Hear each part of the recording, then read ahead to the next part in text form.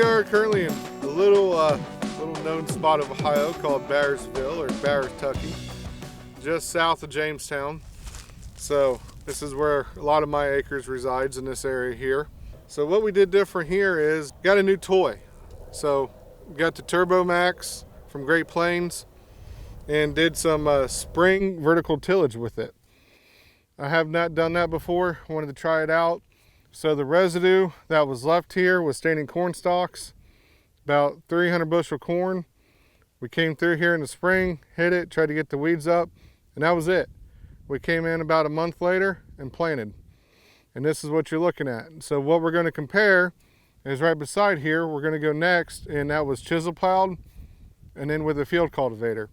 Same number bean, same everything, just two different functions. So can we still keep this going even when it's saturated?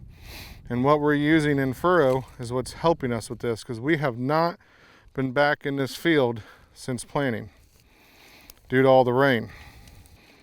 You can see all the roots that are falling off, breaking off with me. Yep. As we peel this off. Big old peanuts in there.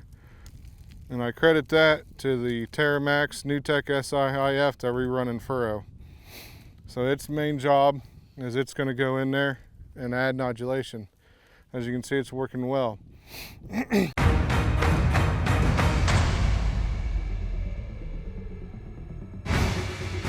So I need to stimulate a response.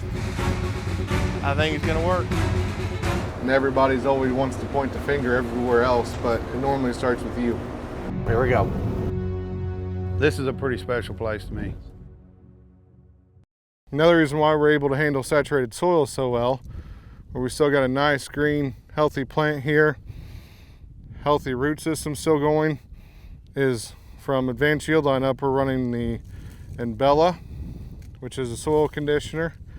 And then the next product is going to be Exalt, which is a high percent fulvic acid, humic acid with a yucca extract. So those are the three things that we're using in our soybeans, which we've had great luck with. You can see what we started with and what we finished with. So finished product, once the mud gets done pulling all the roots off, you're not left with much. But that's okay. What I'm looking for is make sure we got the taproot heading south, side roots coming off of it, your nodulation, perfect. Couldn't ask for more. So I'm pretty pleased with this, especially with the cost of fuel. You add in the chisel plow and cultivator pass. I've only had one tool in here and a planter. I mean, the savings alone right there is going to be a lot. So something we're definitely looking to shift more towards. And you just seen it with all the earthworms that we just dug out. Don't want to disturb them. Let them go do the work for me. So these beans are happy and healthy and loving life right now. All right, so now we're on the other side of the field where we came in with a chisel plow, worked it up this fall, and then also came in and had to hit it with the Sunflower Do-It-All once this spring, right in front of the planters, and planted. So what we just looked at before was done with the Turbo Max in the spring.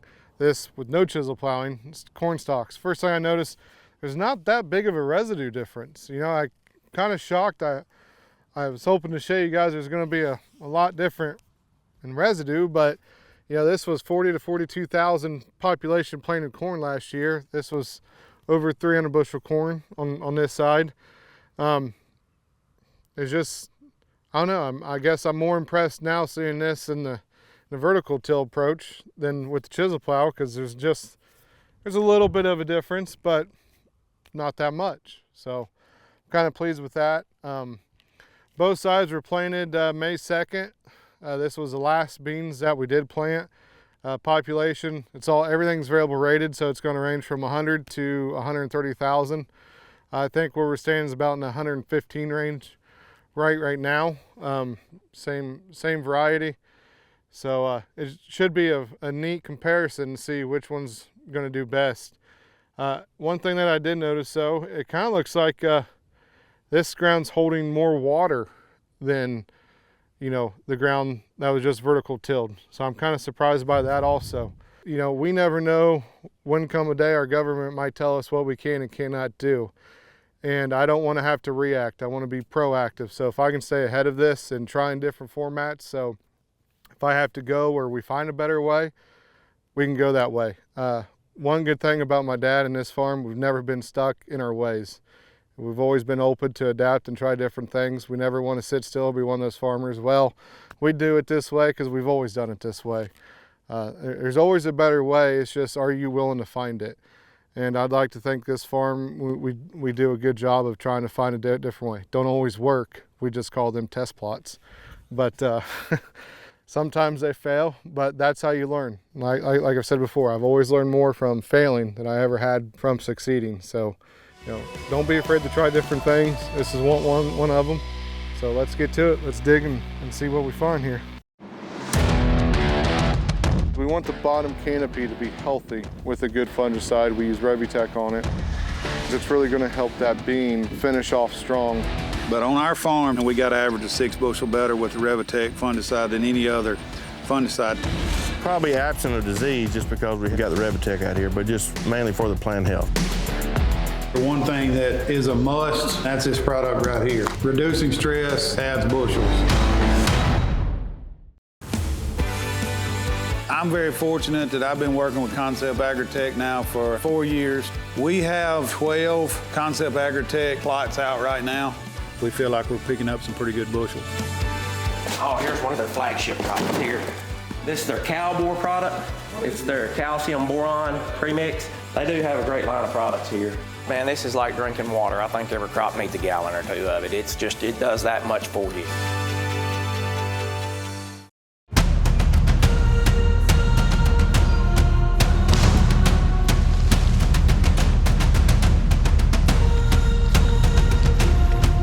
These beans were planted April the 10th at 140,000 population. We see the data where 140 is probably on the high side. I still haven't gotten to the point that I want to go any lower as far as a planting population. We'll keep stands at their 65, 70,000, which is roughly, half of what we planted if they're even stands. But, even the data we've had on the farm, lower populations yield the same as higher populations. I'm of the camp that go as low as I can, but I know that I've really got one shot to make this work.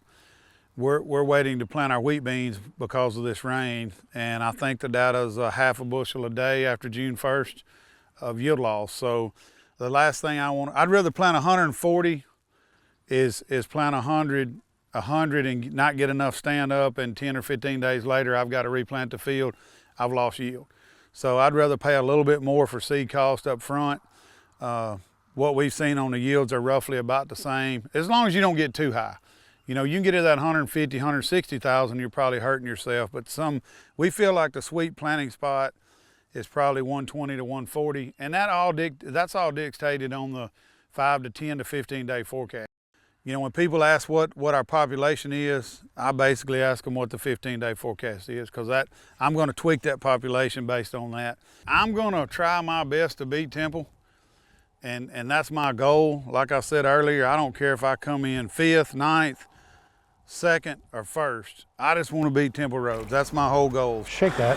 We didn't plant the February beans for a yield contest. We didn't plant them for high yield. We planted them because so many people, through the pod fathers, where I talk to a lot of farmers, how early is too early to plant beans? And the only way to know that is to try it. And every year's not going to work like this year. I probably will never say that late February is the best time to plant beans, but it's a pretty special field, and we'll go check it out now. So we didn't completely count. There's spots out here where it's not like right there. Still growing. Yeah, but they're not going to get a lot bigger. We got 3 more nodes. They're going to get 8, 9 inches taller. What's that? Burn. I understand it's burn, but which chemical burnt it? Tavium. No. Tavium was a long time ago. That's from our foliar we just had, dude. What did we put in the foliar that burned them? Whoa. You don't agree? No, that's not on the... That's the way they are in South Dakota when we burn them. Look. We hadn't done a lot of burn back. We're working with Corey on burning them back young. Temple's been doing it. So we're looking at that program. I think it's backspin. Is that right?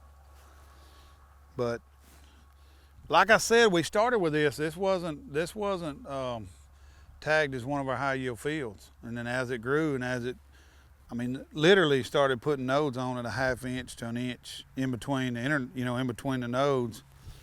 We thought we had something special. I'm still a little bit concerned with the height because they're only just a little bit over knee high. You know, I'd rather see them somewhere around my upper growing area to my belt buckle, and I don't think they're getting there. But if the nodes are there, Probably mid thigh high. Yeah, if we control a hold, that's the big thing. if we control the holds and the nodes are there. And you've got more evaporation when you have shorter bean. I'm not saying like a shorter bean. I don't know if I like this short of a bean. Next year we'd probably try the same thing. We'll have some 4-1s, we'll have some 4-8s. Hell, it depends. If these make 100 bushel or better, we may have all 4-1s early. I wish we would have. You have 2,000 acres of 4-1s next year. I wish we had 1,000 acres like this. We want the bottom canopy to be healthy with a good fungicide. We use Revitec on it. It's really going to help that bean finish off strong. But on our farm, we got to average a 6 bushel better with the Revitec fungicide than any other fungicide. Probably absent of disease just because we got the Revitec out here, but just mainly for the plant health. The one thing that is a must, that's this product right here. Reducing stress adds bushels. Here at Advanced Yield, we're not only just a consulting company, but starting in 2021, we are now offering a full lineup of select crop inputs. A lot of good foliar feeding options with a bunch of stress relievers. Anything that has been tested and proven on our farm is now offered to you at a great low price. No middleman, it's just a simple call and ship directly to you. For the farmer, by a farmer. Unleash your crop's potential. Visit online or give me a call today. Ground definitely a lot softer. A little mellow. It's so wet. Pulled all the roots off. But we got good nodulation. Trying to compare the root mass to the other root mass on the other side is not going to be fair. So let's go off plant size. I'd say there's a pretty big plant size difference.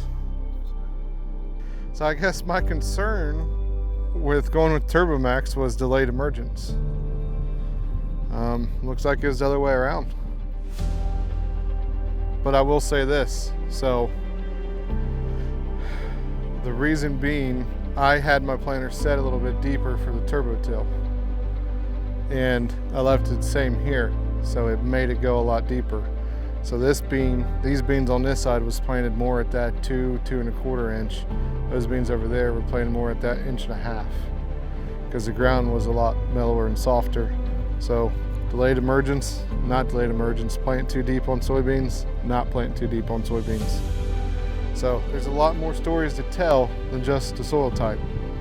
So this goes to show when you're going in different soil types, change your planting depth per soil type, or you end up like me. All right, so we're here in my playground here in my house where we always do something a little bit different. Last year, that's where we had to crosshatch soybeans. The year before that, we had the intercropping corn and soybeans. This field here hasn't been shown too much because it's been groomed in corn after corn after corn after corn for quite some time. We even tried some no-till corn. So this is actually, has not been hit with a chisel plow now for about 3 years. We've been trying to see the effects with the living biologicals. It got hit with a turbo till and then a cultivator because the fodder was pretty thick through here. But we was able to plant this pretty early. I think around April 16th or 17th we planted this. We did go a little bit higher on the population. Is about 130,000. We straight rated everything. They're 4.3 bean, which for Ohio in this area, it's a long bean. Normally I haven't done crap with anything over a 4.1. I can make them look pretty, but I just can't make them yield. So here we go again. We're gonna defy the definition of insanity and try it again one more time. So it's getting sulfur, it's getting anhydrous ammonia underneath it. And we're doing potash with it. It's been fully fertilized, both sides. And one of the neat things that we're seeing is we're getting the bean to nodulate early. So I want the beans to produce its own nitrogen. So I don't want to find it early. So hopefully it'll find the nitrogen later on in its life. It'll feel happy about it, feel good, and go on. Now, Temple did this on accident last year because of his dad, and we got talking. I've tried this a few years ago. I really couldn't get to work, and I was liking the things that he was seeing. It dawned on me that maybe I just haven't tried enough nitrogen on it, and so that's why we went with the 230 pounds. I know that's high, but I've tried the low end and I couldn't make it work. So I guess this is my final stab at it to try to make it work. Well, looky there. TikTok lied to me. You can use anhydrous ammonia and not kill all the earthworms. Oh my goodness. Go back home.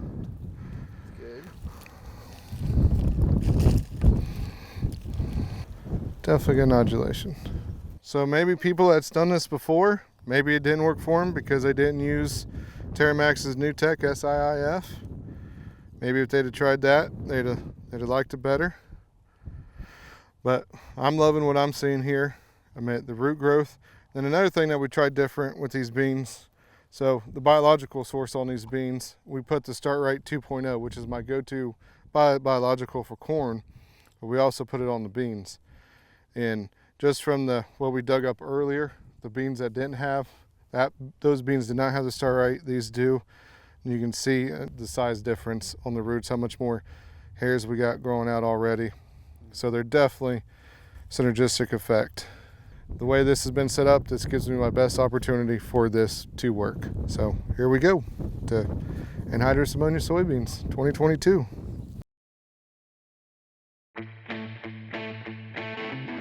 With the soybeans with Terramax, we brought it out and instantly, man, I just couldn't believe the nodulation we had so early. Look at that. That root, look how much nodulation is already on there. And you have these little peanuts all the way down here that deep in the soil, around the roots here. That's a very good start. If you haven't heard of them, you better get to know them because their products are here to play. I'm very fortunate that I've been working with Concept Agritech now for 4 years. We have 12 Concept Agritech plots out right now. We feel like we're picking up some pretty good bushels. Oh, here's one of their flagship products here. This is their Cowboy product. It's their calcium boron premix. They do have a great line of products here. Man, this is like drinking water. I think every crop needs a gallon or two of it. It's just, it does that much for you.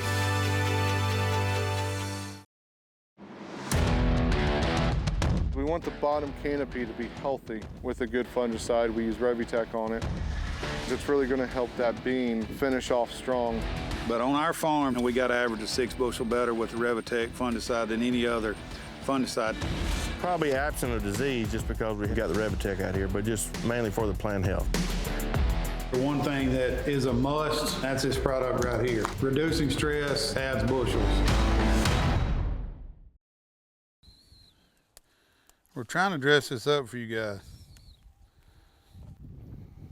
So, on our February planted beans, you look at this plant and you go, ooh, that's not very impressive. But what's impressive about this plant right now is at between, it's R3, 3 and 5, something like it's not R4 yet.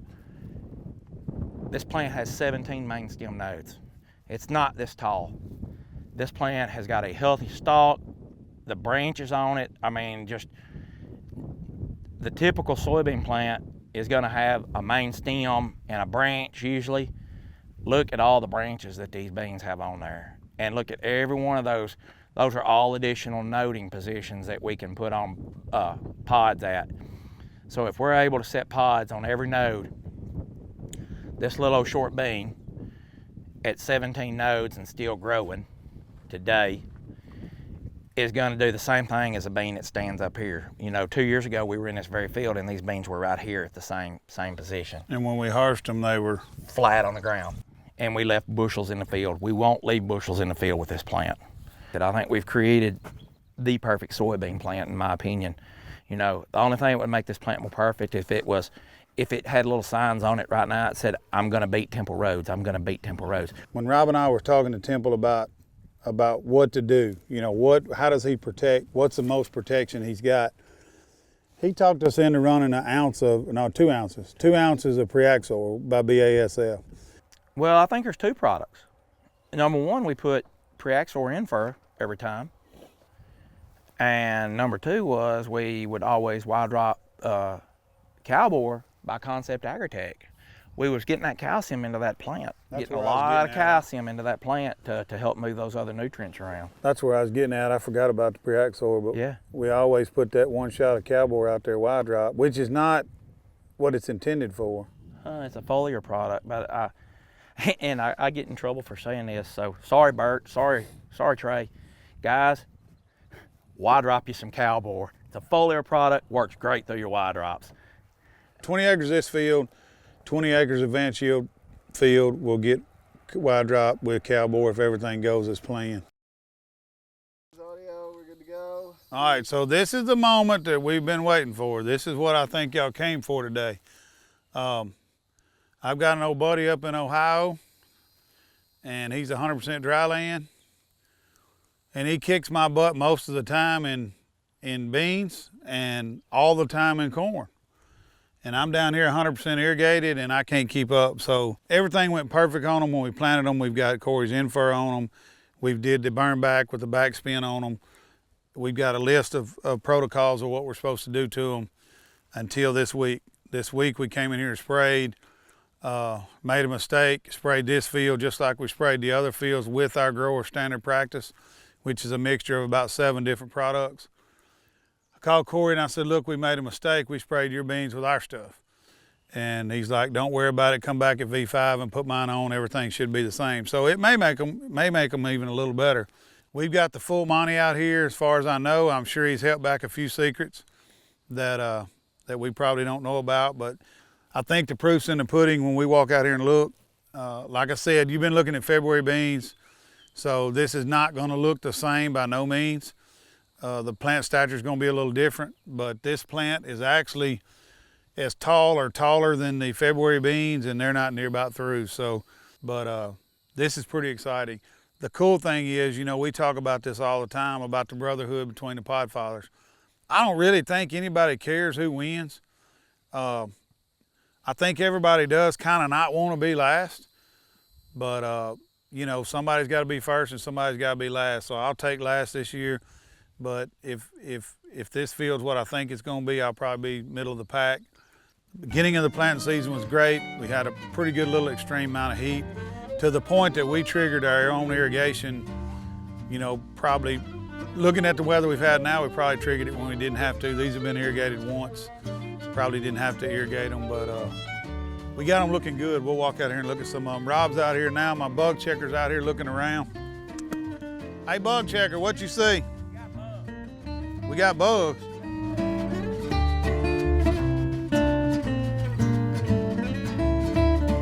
These have had an R3 application of fungicide of Revitec. They weren't quite R3 when we went over them, which we know we're taking a little bit of risk because there's a possibility that we'll have to come back to R5, R6 with another fungicide. Corey may trigger an extra fungicide here just because of the yield we're trying to make.